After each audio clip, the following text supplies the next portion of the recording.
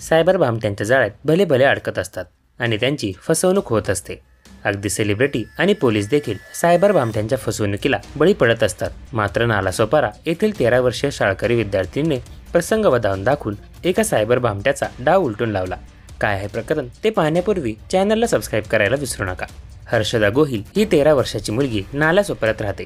तिला एका cyber भामट्याने phone केला, तुझ्या वडिलांच्या खात्यात कामाचे 15,000 रुपये पाठवायचे आहेत, पण त्यांचा संपर्क होत नाही, म्हणून तुझ्या खात्यात हे पैसे पाठवतो असे सांगितले।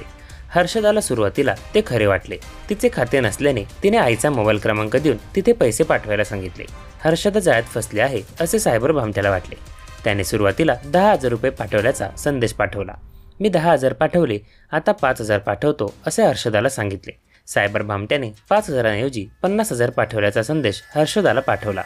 चुकून 5,000 ऐवजी 50,000 पाठवले असे तिला सांगून उर्वरित 45,000 परत करण्यासाठी तिला आग्रह करू लागला। मात्र ते दोन्ही संदेश बनावट आहे हे हर्षदाच्या लक्षात आले।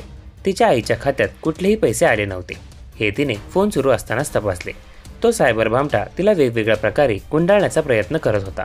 मात्र हर्षदाने आपल्या आईच्या खात्यात किती पैसे आहेत ते सांगितले नाही आणि त्याला पैसेही पाठवले नाही। मी वडिलांशी कॉन्फरन्स कॉलवर बोलल्यावरच ठरवेन असं ठामपणे सांगितलं। त्यामुळे सायबर भामट्याचा डाव फसला।